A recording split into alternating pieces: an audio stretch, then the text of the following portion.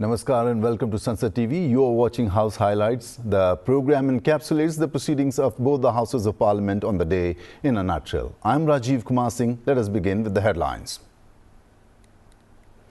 India closely monitoring the political developments in Bangladesh, states Minister of External Affairs Dr. S. Jaishankar in Parliament expresses India's concern over the safety of the minority community in the country. MEA in constant contact with 19,000 Indian citizens in Bangladesh through diplomatic mission. Lok Sabha discusses Finance Bill 2024, government working to create a self-reliant and developed India, stresses Treasury members. Say abolishing the angel tax will boost employment opportunities and startups. Opposition accuses the government of increasing the burden on the poor while providing relief to the rich.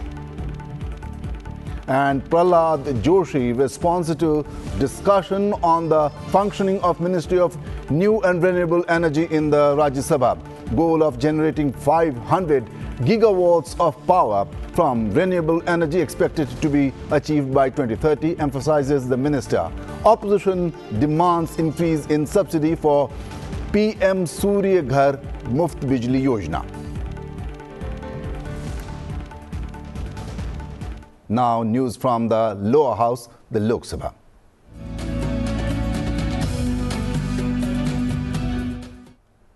On Tuesday, Minister of External Affairs S. Jaishankar made a statement with regards to the developments in Bangladesh.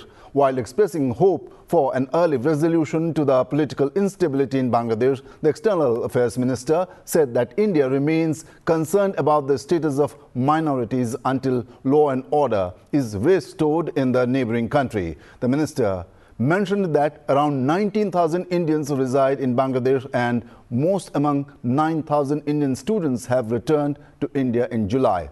Jaishankar also made a similar statement in the Rajya Sabha. We present you the statement made in the Lok Sabha.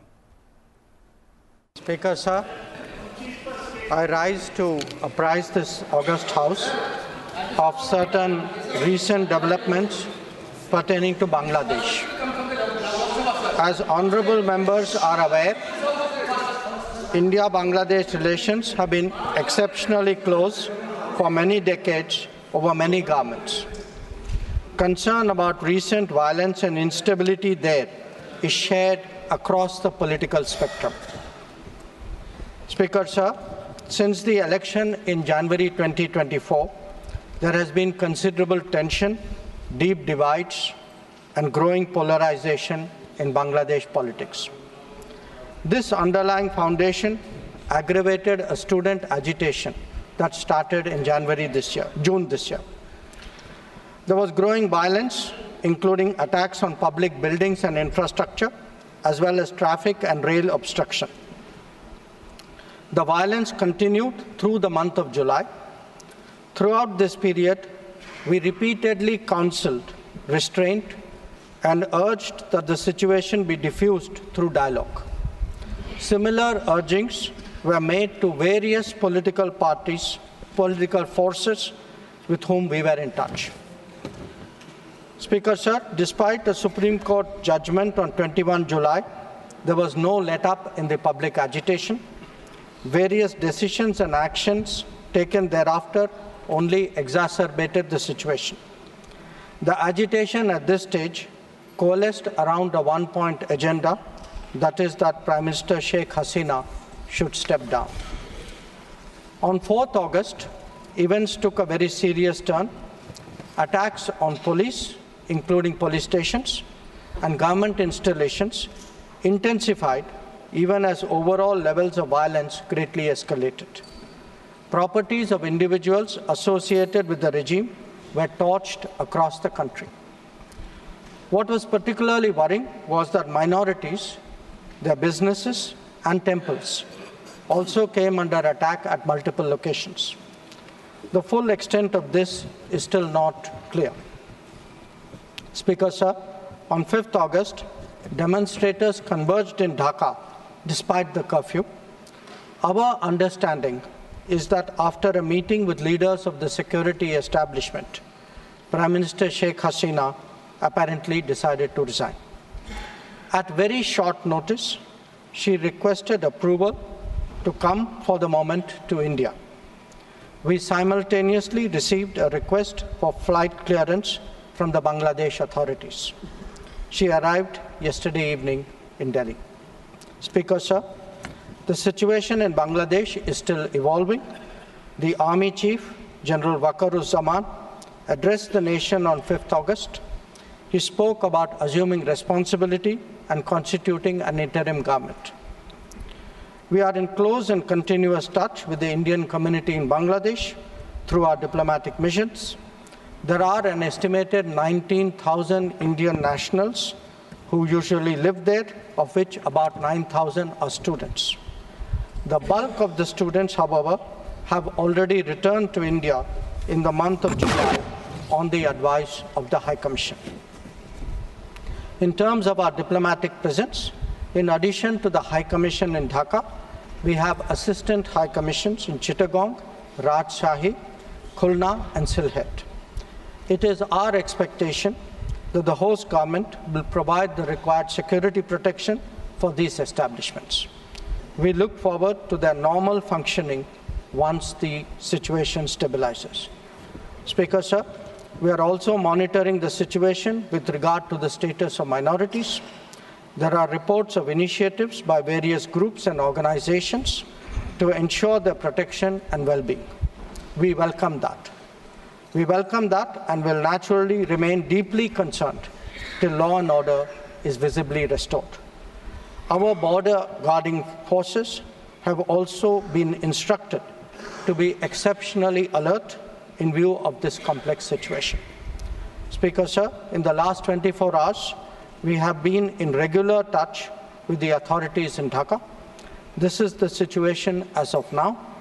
I seek the understanding and support of the House in regard to sensitive issues regarding an important neighbor on which there has always been strong national consensus.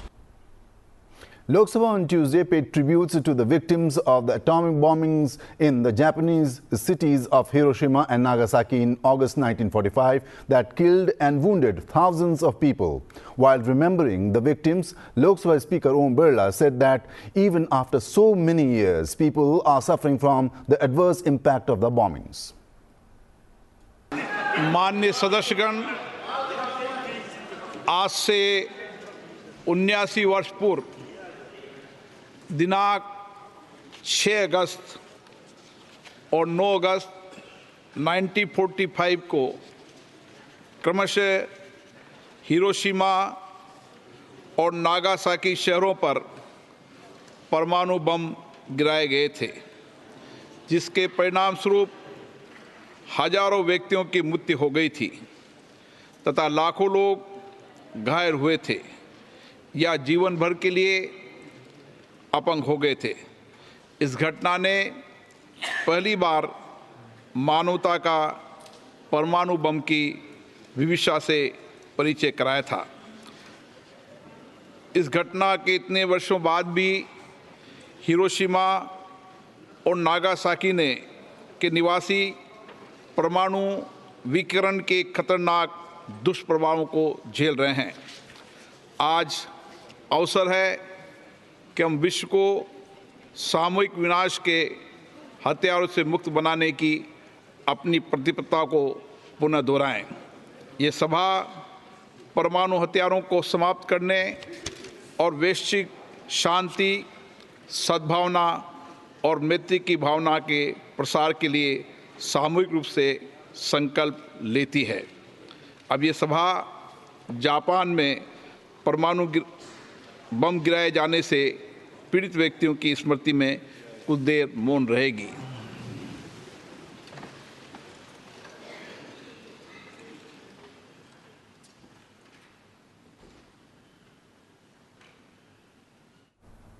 Lok Sabha Speaker Om Birla on Tuesday reminded members of the House regarding a decision not to protest at the gates of Parliament.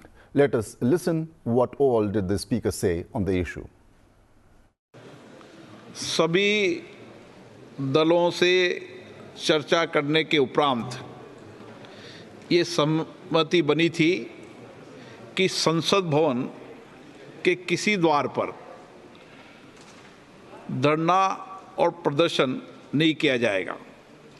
संसद भवन के अवरोध होने के कारण कई माननीय सदस्यों ने इस बारे में मुझे लिखकर सामूहिक रूप से दिया था कि रास्ता रोकने से उनको असुविधा होती है। विशेष रूप से महिला सांसदों ने भी अलग से मुझे पत्र दिया था और ये निर्णय भी हुआ था कि हम किसी भी द्वार पर प्रदर्शन धरना नहीं करेंगे जिससे माननीय सदस्यों को आने जाने में अवरोधक हो। मेरा आपसे अनुरोध है कि आपके किए हुए निर्णय पर हम सब क्रियान्वित करें और जो निर्णय और फैसले हो जाते हैं उन निर्णय और फैसलों पर अगर निर्णय फैसले करते हैं उसको लागू करने में सामूहिक सहमति बने। माननीय सदस्य, नहीं, मैं खुद आज वहां पे गया था, ये उचित नहीं है और इस बारे में आप सबसे सहमति बन चुकी थी, इसलिए जब सहमति बन गई हो तो उसको लागू करने की जिम्मेदारी भी सबकी है। In legislative business, the Lok Sabha on Tuesday took up the Finance No. 2 Bill 2024 for consideration and passing. The bill gives effect to the financial proposals of the central government for the financial year 2024-25. Members from across the aisle took part in the discussion. We present a snippet of the discussion. आप London जाइए, आप New York जाइए, आप Washington जाइए, आप पूरे Europe जाइए, सारे दुकान बंद होते हुए नजर आएंगे। बेरोजगारी की भयंकर सीमा है। इन्फ्लेशन का रेट यदि आप कहेंगे, कोई ऐसा मुल्क नहीं है जहां की 8% से कम इन्फ्लेशन है। पूरी स्थिति खराब है, चाहे करंट अकाउंट डेफिसिट का हो, चाहे जीडीपी ग्रोथ का हो, फिस्कल डेफिसिट का हो, जिस भी पैमाने पर आप पूरी दुनिया को आंकने का काम करेंगे, आपको लगेगा कि माननीय प्रधानमंत्री जी और माननीय वित्त मंत्री निर्मला सीतारामन जी की नीतियां इस देश के लिए इतनी सक्सेसफुल हैं कि आज भी भारत आशा की किरण है। पूरी दुनिया में 7% से ऊपर जीडीपी इसका ग्रोथ है। Having the capital expenditure of 11 lakhs or 11.5 lakhs is one thing, but actually spending it on the ground is a different thing. So I hope the finance minister will look into it. And the second point being, ma'am, with respect to a lot of members have raised this point with regards to the reduction of long-term capital gain tax from 20% to 12%, ma'am. And they also mentioned about the indexation. A lot of members have been mentioned about this, ma'am. And there's a lot of talk also outside. So I hope and I expect the finance minister to look into it, so that because this is hard taxpayers' money, ma'am. Also, middle class people are being affected on this, ma'am. So I think there should be a relook at this indexation, so that middle class people, because they think real estate is one thing that they can safely invest in.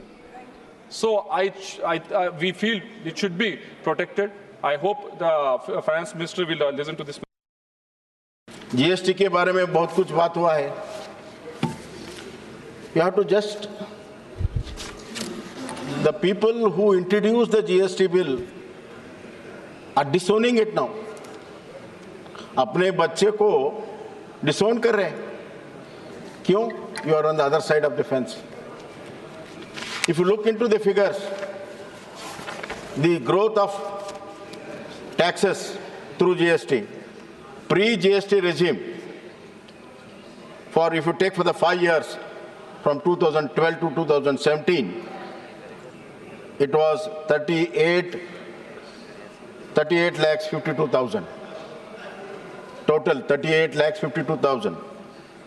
But the last 5 years of GST, I'm not talking 22 and 24, but 2017 to 22, it is 57.5 lakhs. This is the growth of taxation. The tax base has increased. The number of people are involved in the businesses are more into the tax net. This is the revenue to the country. Once the revenue comes, then we can talk about the development, madam. Members raised issues related to urgent public importance during the zero hour in the Lok Sabha on Tuesday. Matters raised concerned a gamut of issues. Some were constituency specific and others were raised on a broader term. Let us listen into some of the issues raised by the members. केंद्र सरकार से अनुरोध करता हूं कि देश में सीमित संसाधनों और स्वास्थ्य संबंधी सेवाओं की उपलब्धता के आधार पर जनसंख्या विस्फोट जैसी स्थिति से देश को बचाने के लिए एक ठोस राष्ट्रीय जनसंख्या नियंत्रण नीति बनाई जाए। मेरे असम नॉर्थ ईस्ट भी इससे अछूता नहीं है। असम का जनसंख्या करीब 40% तक पहुंच गए हैं अध्यक्ष महोदय। इसीलिए असम पूरे पूर्वोत्तर बिहार बंगाल पूरे नॉर्थ ईस्ट बिहार बंगाल के साथ इस समस्याओं से काफी दिनों से जूझते आ रहा है। अगर ऐसे ही जनसंख्या बढ़ते जाएगा तो पूरे पूर्वोत्तर भारत से अलग होने का मांग जो उनका जिन्ना का था, हंस के लिया हिंदुस्तान लड़के लेंगे पाकिस्तान, ये जो उनका जो एक पुराने जो उनका एक पौन है प्रतिज्ञा है, वो प्रतिज्ञा को सफल कर सकते हैं। अध्यक्ष महोदय, इस विषय के ऊपर माननीय प्रधानमंत्री जी विशेष नीति अपनाएं। We still haven't done enough into investment into cancer screening. As a trustee in this cancer hospital called Basatarkam, we do cancer screening through a mobile cancer screening bus. But the challenges with that are we aren't able to reach remote areas, and there is also a social stigma in women to come and get checked for breast cancer or other. So one thing that's been developing over the last decade in particular has been blood-based cancer tests, which today have come to be about as costly or slightly cheaper than mammography that is done in a traditional hospital, with about 1,500 rupees. So these blood-based tests, as they are becoming better and cheaper, I think we can scale it up and take our national mission for cancer screening to from 1 to 2% to maybe 10, 20% in the coming years. And I think the central government needs to give a message overall to do that. And I think the last part is what is causing cancer? Is it microplastics? Is it lifestyle? I think funding research on what is causing this increase in incidence in cancer is going to be very important for the country. हमारा क्षेत्र समस्तीपुर में कई ऐसी नदियां हैं जो बहती हैं वहां से, और बहुत सारा एरिया एम्बैंकमेंट यानी कि बांध का एरिया है। हमारी मांग ये है कि यहाँ पे वाटर स्पोर्ट्स एरिया को डेवलप किया जाए, पर समस्या वहाँ पे ये आता है कि जो सिल्ट है वो बहुत सारा जमा हो जाता है। प्रत्येक वर्ष जो गंडक नदी है उसमें 50,000 क्यूबिक मीटर सिल्ट जमा हो जाता है, जिससे कि वाटर फ्लो अफेक्ट होता है और बाढ़ का खतरा भी बढ़ जाता है। सिल्ट की सफाई से हमें कई लाभ मिलेंगे और नदियों की क्षमता बढ़ेगी, जिससे बाढ़ का खतरा भी कम हो जाएगा। वाटर स्पोर्ट्स के लिए एक उपयुक्त वातावरण भी तैयार होगा और टूरिज्म को बढ़ावा मिलेगा, जिसके वजह से वहाँ के युवाओं को रोजगार मिलेगा। वहाँ के जितने भी लोग हैं वहाँ पे एक होलिस्टिक डेवलपमेंट हो पाएगा। Now let us take a look on what took place in the upper house.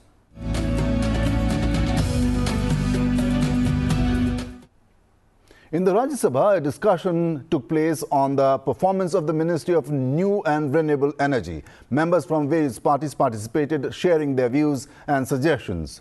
Members of the ruling party stated that India is one of the largest solar producers and is now leading in this sector. They highlighted that renewable energy is being adopted as an alternative to fossil fuels. The Prime Minister's solar rooftop scheme, which provides free electricity, was also welcomed. The members noted that this scheme will not only reduce electricity bills but also create job opportunities. They also mentioned that government policies have led to a 26% increase in solar module manufacturing in the country. Meanwhile, the opposition demanded an increase in subsidies under the Prime Minister's solar rooftop scheme. Further discussion on the working of the Ministry of New and Renewable Energy. On 5th August 2024, Sri Amarpal Mourya had not concluded his speech while participating in the discussion. I now call upon Sri Amarpal Mourya to continue his speech. Sri Amarpal Mourya. Modi ji ने एक छोटा आंदोलन LED bulb के लिए चलाया था और वो आंदोलन इतना परिणामकारी सिद्ध हुआ। उसका परिणाम ये निकला कि करोड़ों परिवारों को एलईडी बल्ब देने की जब योजना चली, उस एलईडी बल्ब के माध्यम से 45 बिलियन यूनिट ऊर्जा की बचत हुई। ये है नरेंद्र मोदी सरकार की दृष्टि। वित्त मंत्री निर्मला सीतारमण जी ने केंद्रीय बजट 2024-25 में ऊर्जा सुरक्षा को सरकार के 9 प्राथमिकताओं में से एक बताया। यह नवीकरणीय ऊर्जा को प्रोत्साहन देने में अहम भूमिका निभाएगी। नवीकरणीय ऊर्जा माननीय प्रधानमंत्री मोदी जी के 2047 के विकसित भारत के संकल्प को पूरा करने में अपनी अहम भूमिका निभाएगा। और जिस तरह से माननीय प्रधानमंत्री जी ने विकसित भारत संकल्प के रास्ते में जीवन के हर छोटी बड़ी चीज़ों के विकास के लिए चिंता की है, वो अपने आप में बहुत अहम है। अब तक 69,665 से अधिक किसानों को पीएम कुसुम योजना के अंतर्गत सोलर पंप उपलब्ध कराए गए। उससे न केवल खेती की लागत में कमी आएगी और बल्कि जलवायु परिवर्तन के लिहाज से कार्बन उत्सर्जन में भी कमी आ रही है। यूपी सरकार ने वर्ष 2024 और 25 में 53,250 और किसानों को सोलर पंप की सुविधा से जोड़ने का लक्ष्य रखा है। भारत की नॉन फॉसिल फ्यूल पिछले 10 सालों में 396% बढ़ी है तथा ये 203.19 गीगावाट है, जो भारत की पूरी कैपेसिटी का 45.5% है। सौर ऊर्जा के क्षेत्र में हम 748 गीगावाट उत्पादन करने का लक्ष्य कर रहे हैं तथा हम पिछले 10 साल में 30 गुना बढ़े हैं। विंड पावर में भी विश्व में हम चौथे नंबर पे हैं और हमारी इंस्टॉल कैपेसिटी 46.65 गीगावाट है। Finance Minister has given equal importance to the renewable energy, and at her budget proposal, 19,100 crore proposed for the renewable energy sector, sir. Which compare with the UPL government, this hike is more than 100%. जो नवीनीकरण ऊर्जा परियोजनाओं के लिए भूमि parcel की मुकदमेबाजी मुक्त खरीद सुनिश्चित करने और निष्पादन में तेजी लाने में एक लंबा रास्ता तय करेगा। माननीय अध्यक्ष जी, कुल मिलाकर यह बजट देश और दुनिया को आश्वस्त करता है कि भारत के शुद्ध, शून्य और ऊर्जा सुरक्षा लक्ष्यों को प्राप्त करने के लिए एक महत्वपूर्ण उपकरण के रूप में नवीनीकरण में ऊर्जा क्षेत्र पर भारत निरंतर जोर दे रहा है। Minister of New and Renewable Energy Prahlad Joshi, while responding to the discussion, assured the House that cooperation from the central and state governments will help achieve the target of generating 500 gigawatts of power from renewable energy by 2030. The minister mentioned that in 2014, 70 gigawatts of power were generated from renewable energy, which has now increased to 203 gigawatts. He added that the government policies have led to continuous investment in this sector. The government has allowed investment in the renewable energy sector through the automatic route. सबके लिए गर्व की बात है, India is the 4th position globally in renewable energy installed capacity. We are the 4th rank in the world today, sir. We are the 5th in the world economy, sir, and we are the 4th in the renewable capacity, sir. And we stood 4th in the wind power capacity and 5th in the solar PV capacity. Around 7 lakh crores during the last 10 years have already been invested, sir. 7 lakh crores, sir. इनके कालखंड में पूरा मिला के 3 लाख भी नहीं हुआ था, सर. सिर्फ 10 साल में 7 लाख करोड़ हो गया है. Further, to set up the non-fossil fuel-based capacity of 500 gigawatt, 30 lakh crore का expectation है, sir. Cabinet has approved viability gap funding in the offshore wind energy projects with total outlay of 7,453 crore of installation of 1,000 megawatt offshore wind energy projects, 500 each in the coast of Tamil Nadu and Gujarat. इसमें 10 साल तो देश in normal course these panels life is more than 25 years. अगर 25 years आप लेते हैं तो भी then 15 years it will be entirely free. ये तो सस्टेनेबल मॉडल है सर. मैं जहां फ्री अनाउंस करके पूरा टफ हो गया इलेक्ट्रिसिटी सिस्टम, इधर उपयोग करो, आपको लाभ होता है. अभी आरपीओ का भी obligation, renewal purchase obligation mandatory है. इसीलिए कैसे फ्री है, कम से कम जो शुद्ध मन से, शुद्ध अंतःकरण से सुन रहे उनको तो समझ आया है, इसे मैं मानता हूं. They have initiated the process of encouraging the green hydrogen project. Through you, sir, I appeal to the other states. इसमें तो पॉलिटिक्स करना नहीं है जी. ग्रीन हाइड्रोजन का प्रोजेक्ट आपके यहां आएंगे, हमारा सपोर्ट है इसके लिए. तो इसीलिए मैं अपील करता हूं, आप पॉलिसी बना दीजिए. तो पॉलिसी बनाने के बाद आपके यहां प्रोजेक्ट आएंगे. तो ओवरऑल ग्रीन हाइड्रोजन अभी जो बहुत काम इसमें दुनिया में भी हो रहा है, भारत में भी हो रहा है, और future is the green hydrogen sir. तो इसीलिए हम सब लोगों को मिलकर काम करना है. At the commencement of the proceedings of the Rajya Sabha on Tuesday, Chairman Jagdeep Dhankar conveyed birthday wishes to Imran Pratapgarhi. The chairman praised Imran for his prolific writing skills and prowess in Shairi. I am pleased to extend greetings to Honorable Member of Parliament, Shri Imran Pratapgarhi.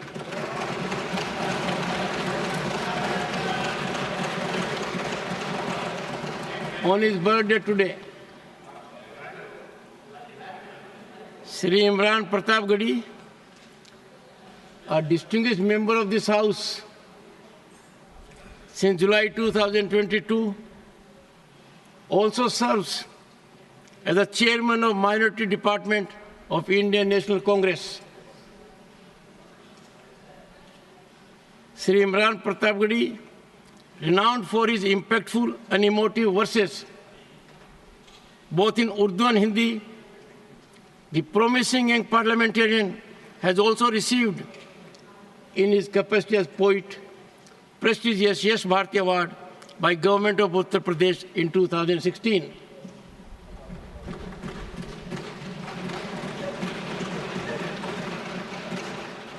His poetry resonates extensively with the people, particularly the youth. This unique ability has enabled him to focus on pressing political and social issues through his poetry and shairi. That is all we have in House Highlights for the day. Thank you so much for joining us. Until next time, keep watching Sunset TV. Goodbye.